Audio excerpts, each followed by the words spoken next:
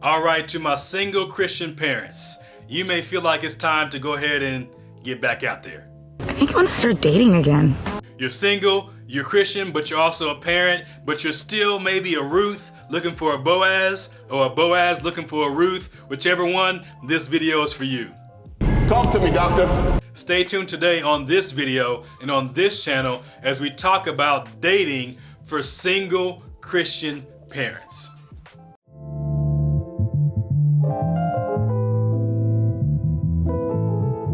What is going on, YouTube, and welcome back to Faith Like That, and to this video where we're talking about dating for single Christian parents.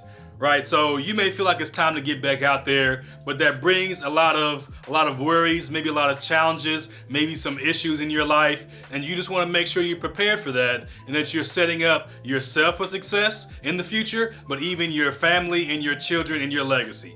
Right? So there's some things we got to talk about and make sure that we do so we can make sure we're successful in finding that Ruth or that Boaz, but then also making sure that we don't damage anything else or have any negative impact anywhere in our life, especially on our children. Are you in a healthy relationship? So I want to start off with telling you, don't worry so much about where you're going to find this person.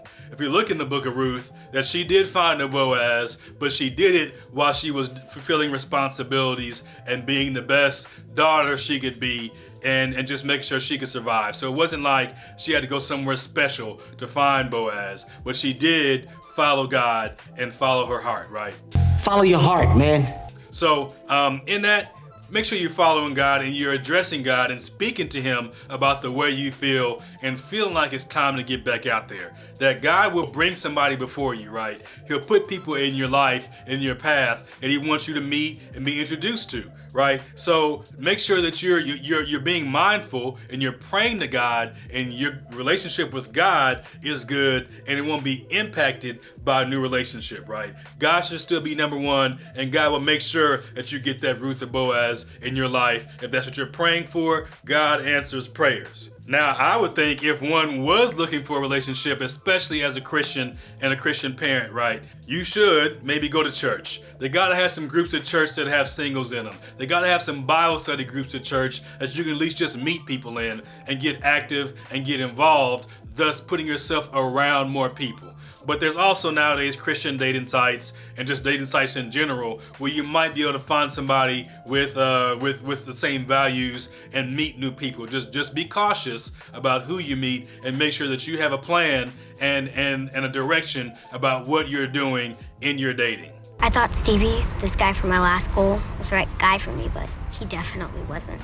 And that's what I want to focus most at today. I want to give you 5 tips to, I guess, really orient you in this new step in your journey of life that you're taking, where you're getting back out there and you're ready to find that Ruth or Boaz. So I got 5. You ready? We're coming with number 1.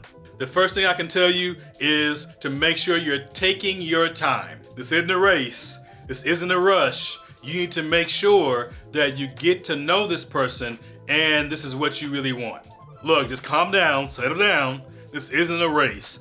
I know maybe, you've been single and there's some things that you would like to do, but rushing into that could mean you rush into a relationship that isn't equally yoked with you or isn't best for you and could negatively impact you and your family, right? So you need to make sure this is something that you both really want to do, and you know this person and who they are and what they value. And in this taking time that you do and getting to know each other, that you make sure that you express your thoughts, your feelings, your expectations, and your boundaries, and hear about theirs. Now, if they're not really giving you much, or they're just agreeing and going along with it, that would make me cautious. I need to hear more about who you are and what you expect and what it means for us to be together and what that looks like before I can say, yeah, we can do that, especially at this juncture when you're already a parent and you're a Christian and you're gonna have to bring them not only into your life, but your child's life. So,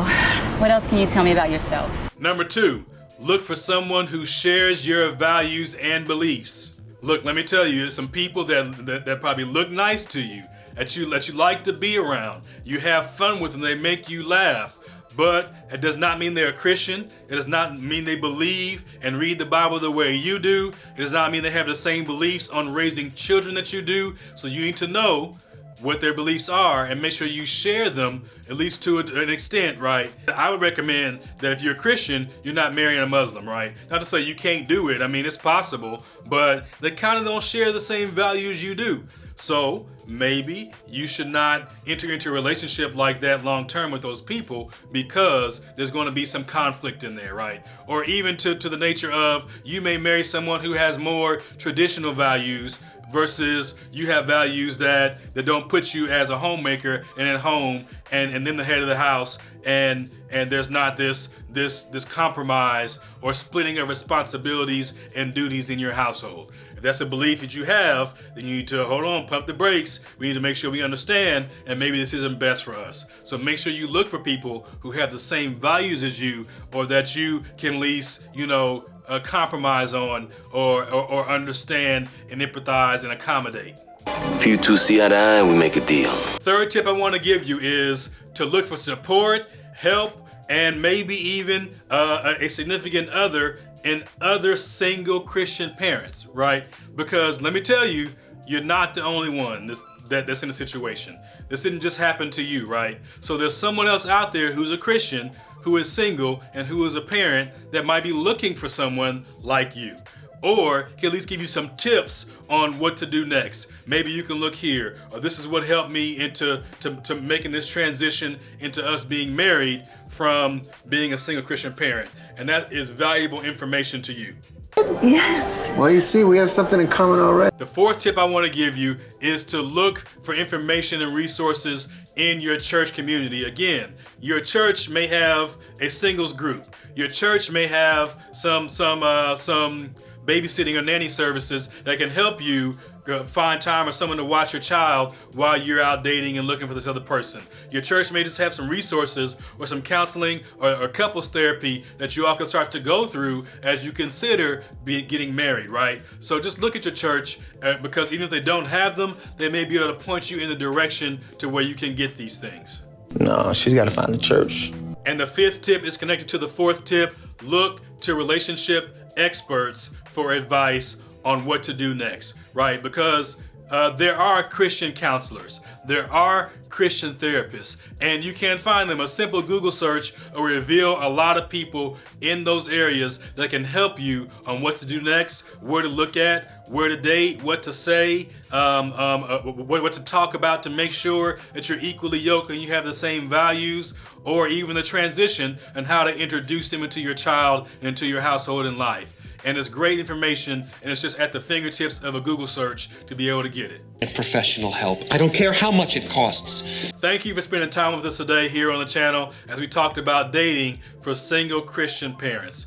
I really hope this video helped you out. If you have questions about anything we talked about, go ahead and drop them down in the comments. Wouldn't mind doing a video or answering those questions, right? If you're still here, I ask you to subscribe to our channel. It helps us grow this ministry, and we want to continue to help you. So subscribe, hit that bell icon so you know when our videos are coming out. Also, if you're still here, I feel like you liked the video, go ahead and smash that like button. And until next time, have faith, be safe, and we'll see you soon.